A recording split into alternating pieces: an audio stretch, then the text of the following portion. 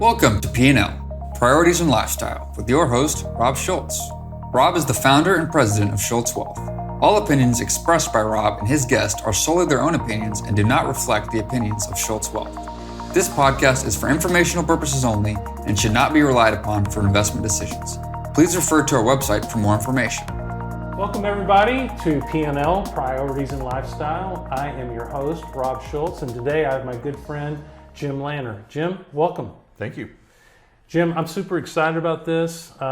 Just letting everybody know you're an attorney, a business attorney, and there's something that we have not talked about yet on P&L that I think is super important, and that is buy-sell agreements. Mm-hmm. Having something in place for when something goes wrong. We get like super excited about talking about someday selling our business under the best of conditions. We don't talk nearly enough about making sure that things are buttoned up in case things go wrong. Sure. So I'm really excited to have you and to get into a discussion about some of those things that I don't know. When I was younger, a lot of times when I get involved with attorneys and our different things and stuff, and I'd read through all that stuff and be like, oh man, you know, these guys are just like Debbie Downers because, you know, you're just like always thinking of all the things that can go wrong. Well, as I've gotten older, I've come to appreciate more and more of those documents that y'all create. Yeah, well, that's true. I mean, we have to look at the worst case scenario in everything we do. If everything's good, then there's no reason to have a contract. There's no reason to have a lawyer. You know, handshake is good enough. But when it's not good enough, that's when things start to hit the fan and become very expensive. Yeah, and it's just taken me, you know, just a lot of maturity, I guess, to get to the point where I kind of realize that and going through it with clients and how critical it is. So Jim, tell us a little bit about your practice. You've been doing this for a long time. I think like 38 years. Is that right? Long time. Yeah, long time. 38 years. How'd you get into being a lawyer anyway? What kind of made you want to go this path? Well, it's kind of a long story, and I don't really like to tell it too much because it's kind of embarrassing in a way. But those are the ones that we like. So now you've opened the door. Yeah. We want to hear it. So when I got out of college, I had a degree in government. Okay. And came to realize pretty quickly that there really weren't any jobs for people with a government degree. I had taken a constitutional law class as an undergrad, took a business law class as an undergrad, and found I really enjoyed those courses. So after about a year off of college, gutted up, applied to law school, and here I am. Okay. Yeah, I was seeking a better life, you know, better job than I could get otherwise. So when you were kind of making that decision to become an attorney, you were just kind of like going down a path from the standpoint of, well, I need to go make a living. Yeah. But how, over your 38-year career, what have you come to realize to be, let's say, what you like the most about what you do and the work you do with business owners? Well, I just answered that question for somebody else yesterday. You know, one of the things that I really like about what I do is that every client brings new things to the table for me to learn about. Yeah. And there's not a week goes by that I'm not having to learn something new about somebody's business that I've never seen before. Yeah. It could be, like we were talking about earlier, food manufacturing, railroad construction, temporary staffing, many other things, but that's just kind of an example. And learning about all those different industries and businesses and how they run kind of keeps me going. Yeah. Yeah. Keeps the boredom away. I can see that. I kind of feel the same way, you know, because the stories from these business owners are fascinating to me. They certainly, in many cases, take a lot more risk and, you know, find very creative ways to make a living way beyond what I could ever think I could do. So it's really cool. Yeah, it's kind of neat to see the entrepreneurs, you know, out there getting at it and how they come up with ideas and implement them. Yeah. And then make them succeed. Yeah, and you know, so from that standpoint, they've got something really cool that I could never replicate, I think, to the level that a lot of them do. But on the other hand, just the kind of the way they're built and the way that, you know, what we see and respect in them is also can be to their detriment. And I think a lot of times is why they seek out guys like you and me as advisors, And now we can probably talk a little bit about, some of the things that can go wrong and where entrepreneurs and where business owners seem to get tripped up. And, that certainly is in thinking about what maybe can go wrong. I mean, they're eternal optimists, aren't they? Sure. Yeah, you have to be. Always. Yeah. Yeah. Yeah. Nothing can ever go wrong. And if it does, we'll make it right and figure out a way. Yep. Yeah. Sometimes that doesn't happen though. Yeah. A lot of times that doesn't happen. Right. So let's talk about some of the things that as somebody's going through their business owner path, and they start feeling like that they need to have some pieces in place to protect themselves. Let's kind of walk through maybe some of the things they ought to be considering. Okay. Well, let's break it down first a little bit because let's talk about businesses that are owned by one individual versus businesses that are owned by more than one individual. Excellent.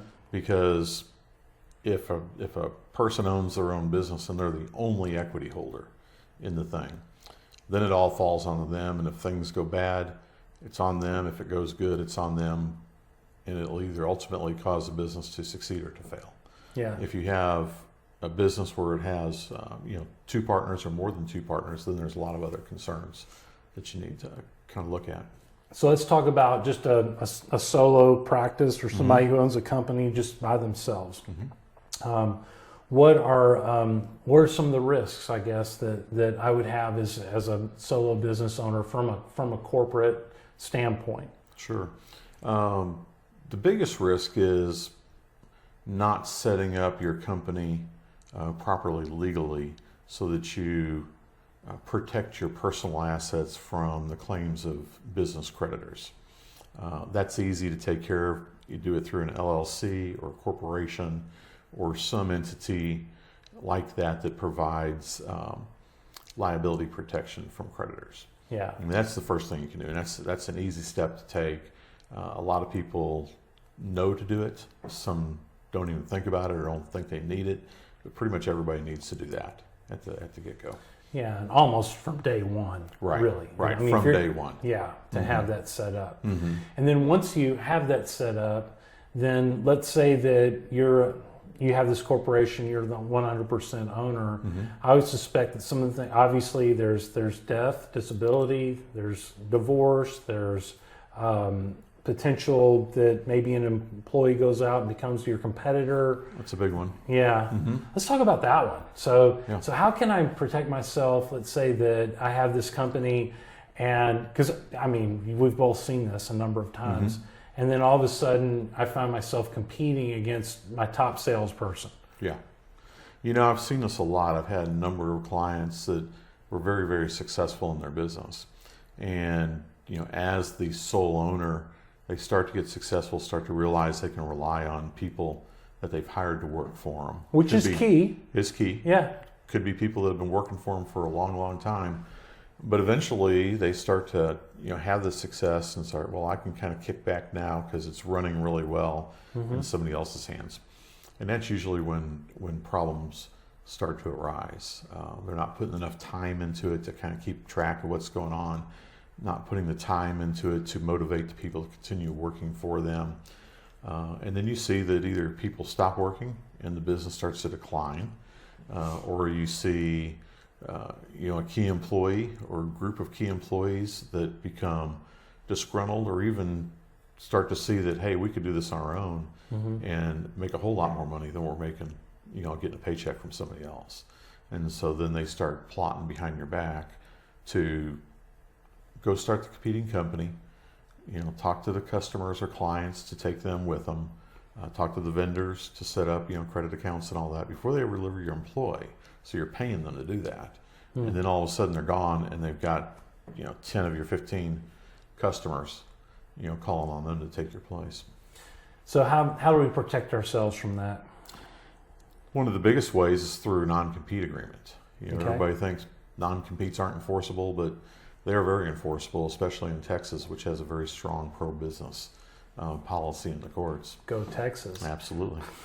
And in a lot of other states as well. Georgia's real strong on them. Florida's real strong on them. California's a little bit different, but that's true across the board. That's right. Yeah. But yeah, the best thing is, non-competes in Texas. You can combine that with other incentives like profit sharing plans, other types of incentive plans, whatever the imagination might tell you to do. Okay, so let's say that I haven't done any of this, and then I'm listening to this. I'm like, man, I need to do that. How do I get started on a non-compete, and how do I convince my key employees to maybe enter into something like that? Well, there's the real hardcore way. Sign this or you're not going to have a job anymore. Sure. And that's perfectly legal and perfectly fair. May not be something the employees warm up to very much. In fact, it's probably going to, make them look sideways at it, not want to do it. The other way you can do it is couple it with a pay raise, couple it with a potential, equity interest, down the road, some sort of buy-in kind of strategy where they become an equity owner over time. Could be a bonus-driven thing. People are driven by money. So you could have a bonus, sign this as a bonus, and we're going to move on, but we need to have this to, protect the business and keep it intact. And so a lot of companies are doing them, and I've worked with a lot of companies to put them in place. And you do get some resistance, but by and large, anywhere people are going to work these days in any kind of management level or sales, type position, they're going to have to sign them anyway. So either sign it with you or they're going to sign it with somebody else, and they typically come to realize that. Obviously, the best time to do this is when you hire them. Hire them. Right. Start off at the very beginning. So start off at the very beginning with this. If not, try to couple it in and get this stuff done because it's important. Yeah. Excellent. So non-compete, and then continuing down, just 100% owner in a business, which I was at one point. Maybe I'll even talk about some of that. Sure. But as a 100% owner, there's some other exposure you have as well. And obviously the one that I always was really concerned about was if I die, and what happens with my family, obviously what happens with my clients, what happens with my employees, how do I mitigate that risk when I own 100% of the business? Well, as far as the continuity of the business, that's a really hard one because unless you have people, that work within the business who are familiar with it, know its operation, and are prepared to take it over, typically based on the largesse of the owner, it's kind of hard to come up with a plan to do that. One of the big issues that sole business owners run into a lot of times is my family's going to inherit this business. It's all good because my sons Tom and Joe and my daughters Mary and Ann are all working for the business, and they all have integral roles. So how do I transfer it to them upon my death so that they can take it and keep running? It's easy to do from the perspective of just bequeath your stock in the company or your equity interest in the company to them. The problem that you run into with that is it becomes a taxable event potentially, and there could be a state tax owed, and a lot of times that estate tax can be very substantial. But because the business is like most of them, it doesn't have a lot of cash in the bank because the owner's taking it out, and living off of it and enjoying it. Where does that cash come from to pay that estate tax? So that's a big deal, and a lot of people deal with that through life insurance on the owner, which would then go to whoever the successors are potentially to pay the estate tax that would be due, on that bequest. Oh yeah, I can see that. So insurance plays a huge role. Insurance is a huge role, yeah. And I've always thought that, obviously I want my business to always have value, et cetera, and to be able to preserve that value and what it does. But I've always thought the easiest way to protect my family, for instance, was just to have life insurance. Sure. And that's what you're doing through is protecting your family. Yeah. Because you're protecting them from the expense of paying Uncle Sam. Right. Right. And again, like everything else, best to start at the beginning, because by the time dad is 65 years old, life insurance is going to be hard to get. Yeah, absolutely. And expensive. Absolutely. Mm-hmm. Or impossible. Yeah. Yeah. Much easier when you're 40. Right. To start planning for that contingency and put the tools in place to make sure it's successful. Yeah, so that's if I have, maybe kids and I'm doing a generational type deal. We talk a lot with clients that are looking to do, like, for instance, a management buyout of some type that may get structured at some point as a true transaction. But what about, having some type of contingent type arrangement for management to be able to take over and purchase the business? You ever seen that? Yeah, I have. Okay. It's not as common, Yeah. in my experience, but it's certainly something that is out there and available. Okay. And Yeah, it you just could depends do it. on what the owner wants to do. You can do anything, Right. as long as it's legal. Right. And of course, the other one is a friendly competitor or somebody that in the industry. I did that for a while. One of my best friends is in the business that I'm in, but he lives in Connecticut, and we kind of had an agreement for a while that Sure. Something happened to me, he'd come in here and get things going and take care of everybody. yeah, and if you have somebody like that, a friend or business associate that you can do that with, that's great, especially in professional, practice fields. Right. Like if something happens to me, where do my clients go? Right. Those are always good things to have on the back burner. Yeah. Have you seen The Lincoln Lawyer yet? Yes. That's fascinating, isn't it? So Yeah. if y'all haven't seen it, I think it's a pretty good show. Yeah. And basically he gets willed a practice that turns into maybe a halfway scary deal, but at any rate, that was kind of interesting. Yeah. I'm not sure how realistic that is. No, probably I've not. never seen a judge say, "Here's his practice," and run with it. It's kind of different with lawyers because the client can always go choose whatever lawyer they Sure, want. just like clients, yeah. Yeah, there's nothing that I can do to bind my client to me as a practice and give it to somebody else or make the client go with somebody else. Right. Different from most business folks. Yeah, no Yeah. question. All right, so good. So that hits so let's say from a 100% owner standpoint, we get into where we have more of, 2, 3, 4, 5 owners. Yeah. How does that change the perspective of what we can do from the standpoint of continuing the business successfully? Changes it a lot because now all of a sudden you have competing interests. Two or more partners in a business don't always have the same goals and agenda. Or they change over time. Yes. Yeah. And so, one thing that's real important is to find a way to make sure the business stays on the same track, that it started out on. Or if it's going to change track, that all of the owners are on the same page with that. The other thing that's real important to do is have agreements in place so if one of the partners goes rogue, or dies, gets divorced, gets disabled, you can plan for those contingencies.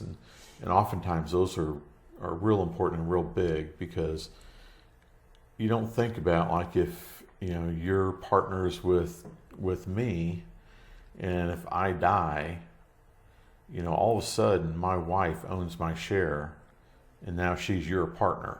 Right. That's probably something you never ever planned on. And she may not know anything at all about the business. And now all of a sudden you've got a partner who's not an integral part of the business anymore, but pulling half the profits out. Right. An example would be if we started a contracting company and if you were the sales guy and I was the guy doing all the estimating and planning and running the operations and all that. My wife wouldn't know anything at all about construction, estimating or bidding or how to man a job or anything like that. And so all of a sudden you've got somebody that you didn't plan on going into business with.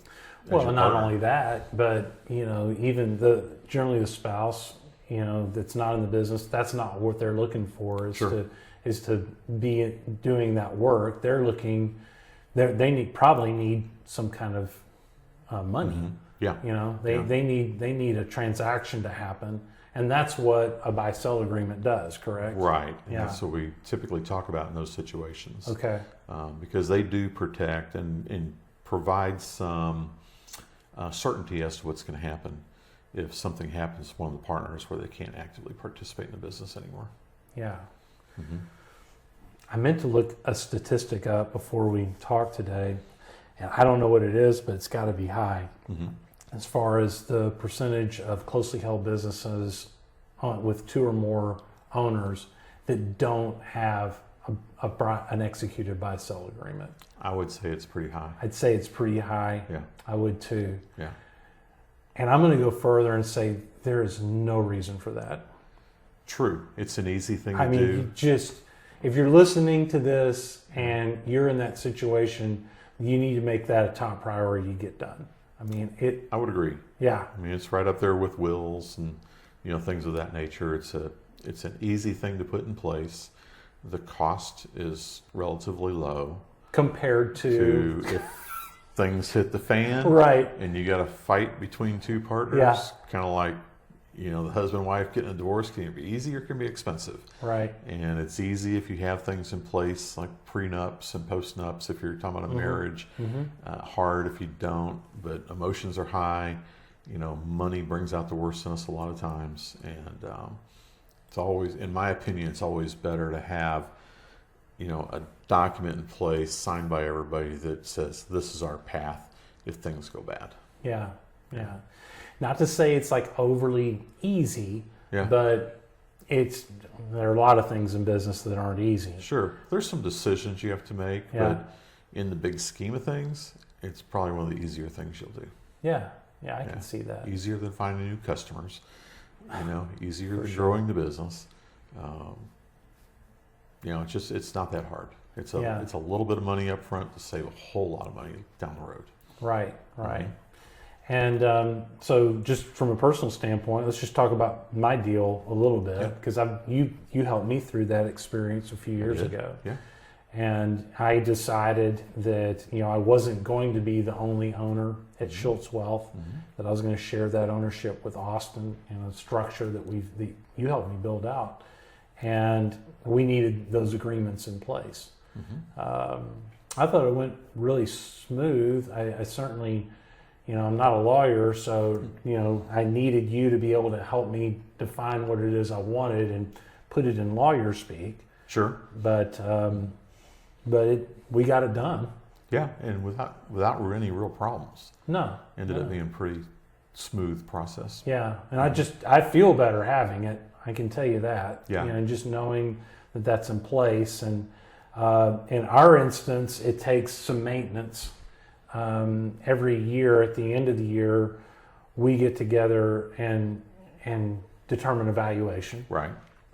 It's based upon a formula, but it doesn't have to be.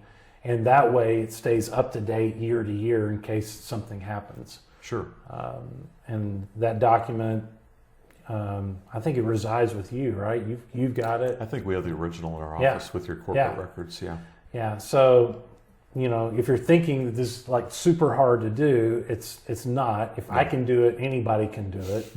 That's true. Yeah. Thanks, Jim. I appreciate that.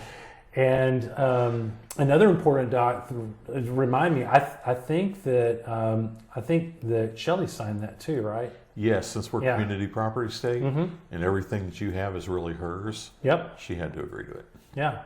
Not only that, but it's just I think that she has to agree to it. I think it's good that that everybody's on the same page with that. Absolutely. And you mentioned earlier that it gives you some comfort knowing that it's there. It actually should give her a lot of comfort. Yeah. Because now if something happens to you and you're no longer with us, she has a very succinctly laid out path of here's what we do with Schulz Wealth. Your partner Austin can buy out your interest. All that money would go to Shelley. Right. And she wouldn't have to worry about how she's going to live, for the next 40 years of her life. Yeah.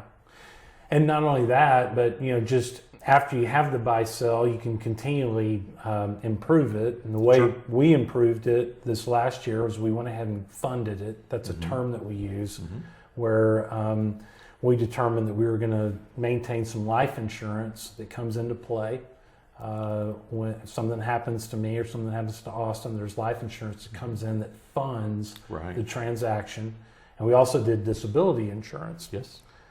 Disability buyout insurance is something not many people know exists. You don't see that very often. No, but it does exist. It's really, I thought the pricing was really fair, and I don't know why it is, but probably because I've been doing this for so long and I see it.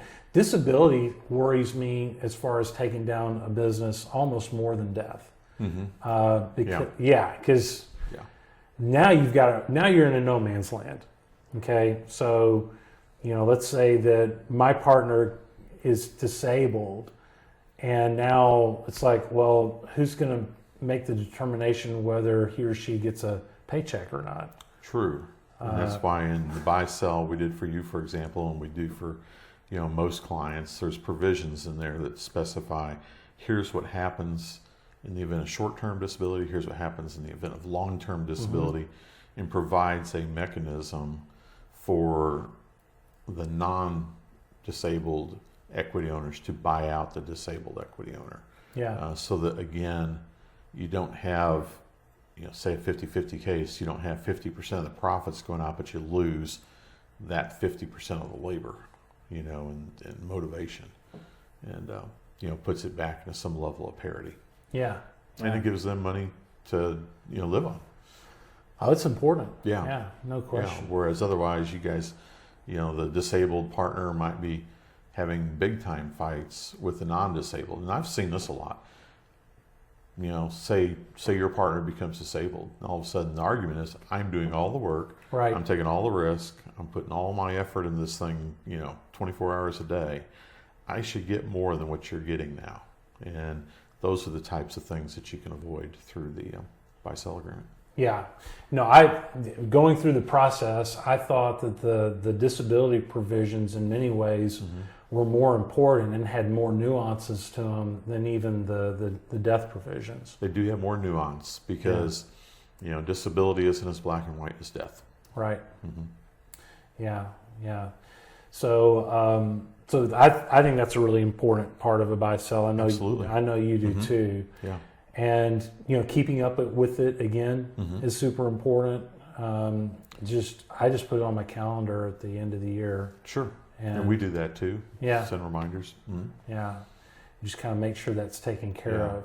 And you mentioned insurance too. That's probably the easiest and best way to fund the buy-sell agreement, because if you have a significant value in the business, say it's I just did one with a company that has a $40 million valuation. It's two partners. Yeah. And if something happens to one, the other one's got to cough up $20 million. He's not going to have $20 million in cash to write a check in all likelihood. Right. Because there's a lot of value in the equity of the business that may not be able to be tapped into, very cheaply or even at all. Yeah. And so the insurance kicks in. There's a non-taxable life benefit there.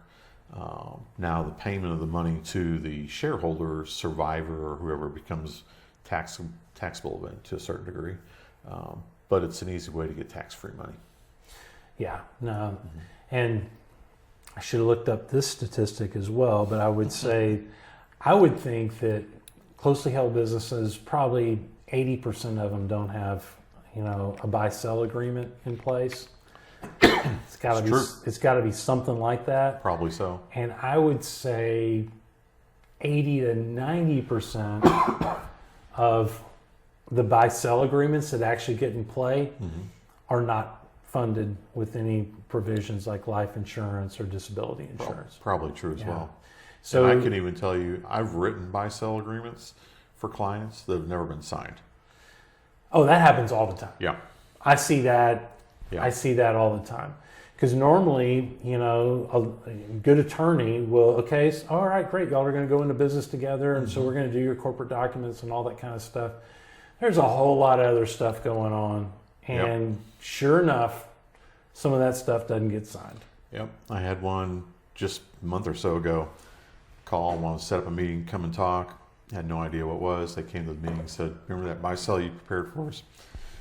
We never signed it, but we want to make a couple changes and now get it signed now. That was 18 months later. Yeah. Yeah. Oh, it can go So it just sat years, there. though. Yeah. It can go years. Yeah. No, this stuff is so important. I It mean, is. it just, you just have to have this stuff I set agree. up. I agree. Have to. Mm-hmm. This is a podcast I've been wanting to do for a while, just because I really felt like, we were talking about all the really exciting things that can happen when a business owner succeeds and is able to transition their business successfully and, right out into the sunset. Mm-hmm. Unfortunately, it doesn't always work out that way. True. And one of the big areas where it doesn't always work out that way is if one of the partners gets divorced. Absolutely. We talked about you don't want to be partners with my wife. Well, do you want to be partners, with Joe and Joe's wife while they're fighting like cats and dogs with each other and bringing that into your business? So the buy-sell deals with that kind of thing too. How does it deal with that exactly? Give me an example. It would have provisions in there that would require the divorced spouse, the non-equity owner spouse, to sell their community interest to their ex, the partner in the business. And if they refuse to do that, then the company could buy, that interest from them, or the other shareholders could buy it. There's just different provisions to basically compensate them for their community interest, in the stock that the one partner has, and then buy it out and get them out of there. That sounds like really important. It probably would be. Yeah. Yeah. You know how emotional divorces get. Yeah. And you don't want that in your office all day long. No. And you certainly, You're sitting at a desk looking at each other. Yeah, and so being in business with a deceased partner's wife is one thing. Being in business with, I guess in essence, you could be in business with your business partner and his or her ex-spouse at the same time. Yeah. Wow. And you could have the ex-spouse say, I own stock in this company. I'm going to come in and make an office in your offices and set up a desk and say, I want equal participation. And now you've got somebody else you didn't plan on being in business with. And you also have two people who probably, may not get along very well, or even want to be in the same room together for 8 hours a day. Yeah, and that's your work environment now. True. That sounds awful. True. Okay. Yeah. We're coming up with all kinds of ways to motivate people to get these agreements put in place. Maybe so. Yeah, I mean, and really it does. I guess that agreement would, I don't know what the term would be, but it definitely is enforceable against anything that's happening with regard to the divorce courts or anything like that. Yes. Okay. They're usually, pretty much. They're hard to get out of. You can't get out of them very easily Because everybody signed it. Right. They're they'd have to show some kind of fraud or something like that, and that's really, really difficult to prove in those situations. Okay.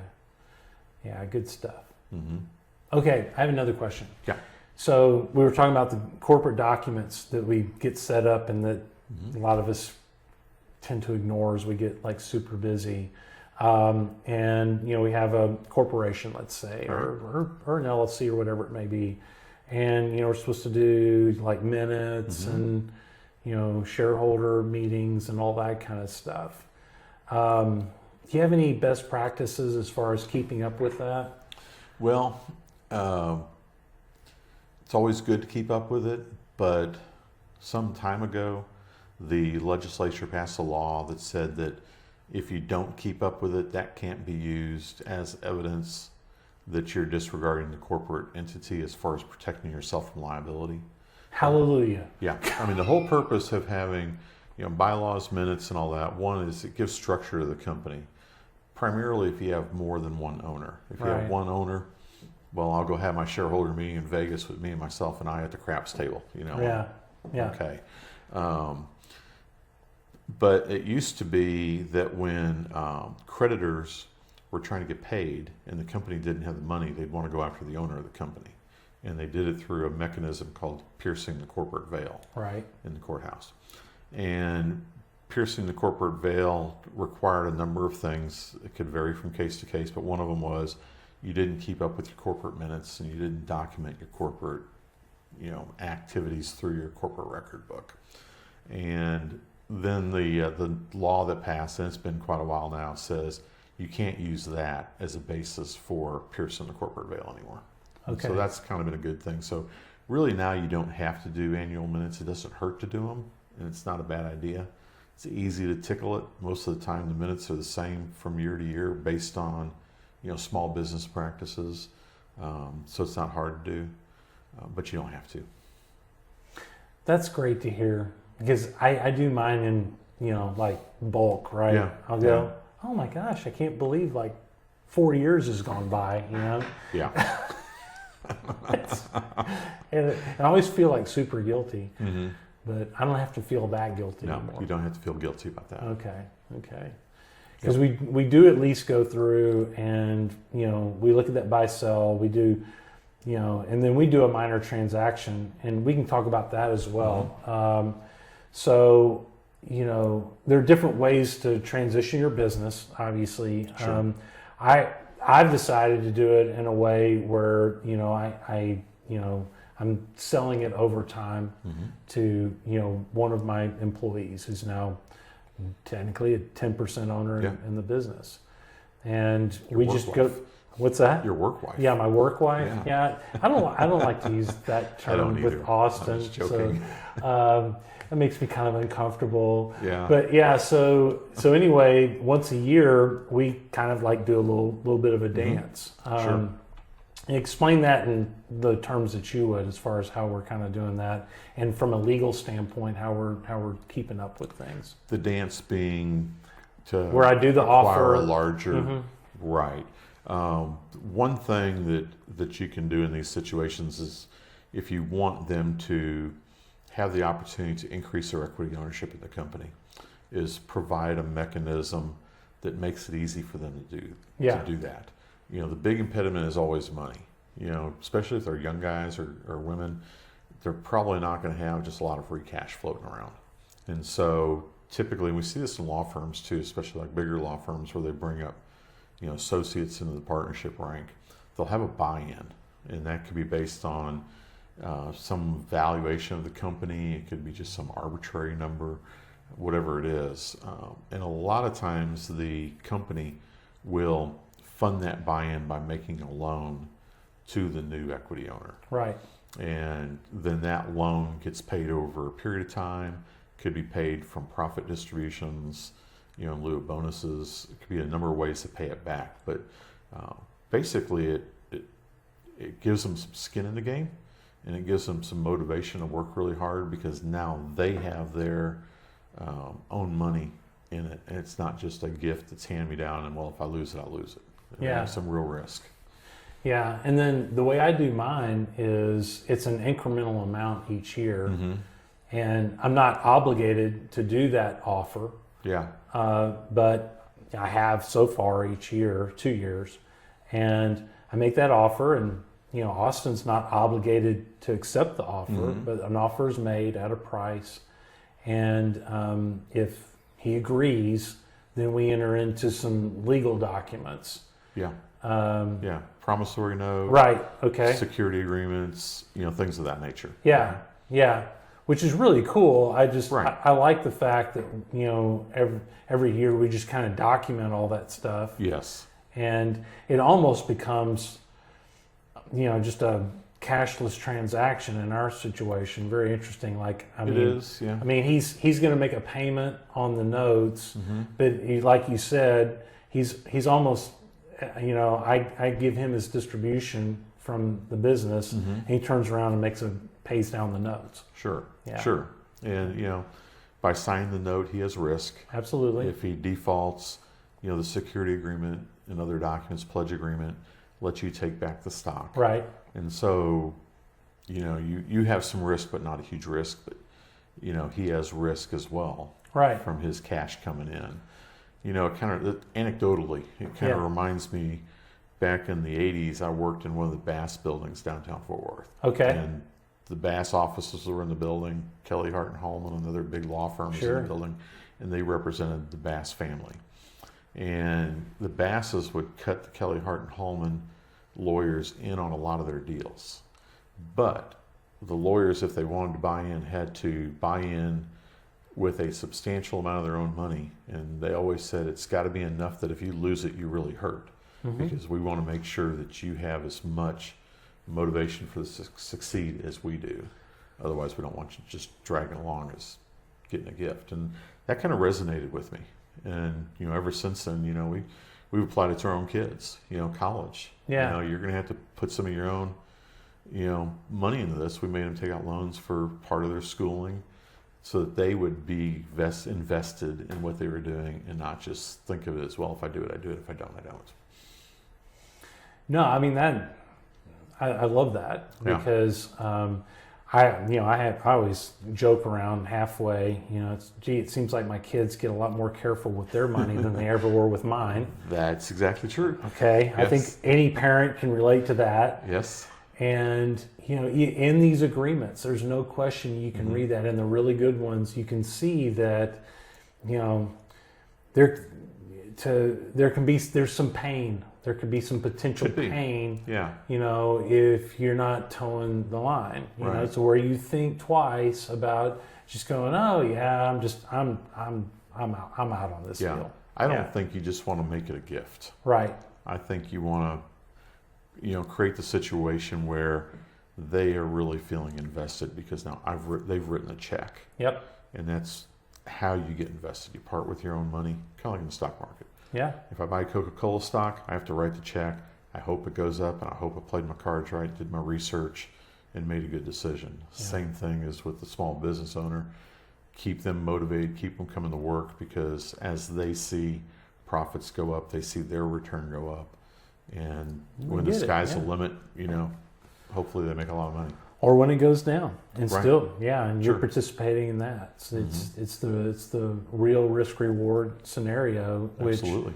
As business owners, we a lot of times we have a hard time getting employees to think that way until they actually become business owners themselves in some form or fashion. Which you can do a number of ways. You don't have to share stock. You can do phantom stock. You can do all kinds of things. Different things you can do. That you can do to incentivize them and keep them around and so forth. Obviously, using the non-compete as the backdrop to a lot of that. Right. That's the hammer on them. Right. You can't go somewhere else. Take everything you learned from me. Take all my customers, and go start up your own business or go work for my competitor without some pain. And finally, along those lines, even if you don't do a non-compete, you can do an employment agreement that has other features in it as well to protect you when an employee decides to go somewhere else. Sure, and there's, they kind of all go together. Like you want to have provisions, protecting confidential business information. Every business has data and information that they use in their day-to-day operations that if a competitor had it, would give that competitor an unfair advantage. In the construction industry, for example, how you bid your jobs, what your date is, what your pricing from your vendors is, all of that kind of stuff would, if it was known by the other competing, roofing company or foundation company or whatever it might be, would give them the edge because then they could undercut you every time. Yeah. And find a way to do it. And you don't want that kind of stuff getting out. Same's true with every business. Can manufacturing, product costs, how you automate your processes, how you get your customers. So you can write that into an agreement and just say you can't take this with you. You can't use this somewhere else. Right. And that has teeth. It does have teeth, but there are also common law protections. So even if you don't have the agreement, your employees can't do it, but the agreement. If you're going into the courtroom, you'd much rather have the agreement than not. Understood. Because now the judge is seeing, Mary signed this document and she knew that she couldn't do it. She might be ignorant as to the common law, and I'll enforce that too, but I have her signature here where she says, I won't do this. And that has a lot of teeth. And you can do that in an employment agreement. You can also do that in an exit interview, correct? You can't do the confidentiality agreement as they leave. Okay. You need to do that before you give them access to the document or the information. Gotcha. So you want to do it at the startup. A lot of my clients that have that kind of information have those things signed day one of employment. Gotcha. Okay. Now, there's some stuff you kind of need to keep in mind with this too. Not everybody in your company is going to have access to that type of information. The receptionist might not. Other people, if you're a construction company, the guys wielding the hammers and tools in the field probably don't. So you want to be selective with who you get those from. Same with non-competes. You want to have the people who can go out and hurt you sign these things. But if you have everybody sign it across the board, the courts sometimes will look and say, well, you didn't really tailor it to your actual needs. Oh, I see. Yeah. So we're not going to give as much credence to it as if you had tailored it to your specific needs. Yeah. Okay. Very good. Well, excellent. Well, I know you stay busy with all this stuff. Try to.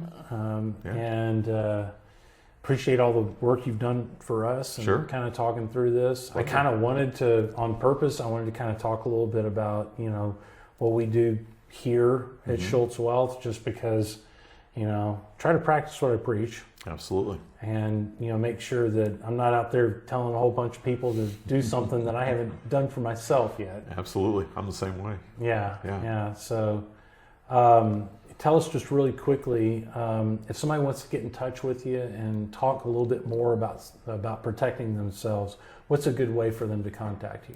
The best way is to give me a call at the office, and number is 817-453-4800.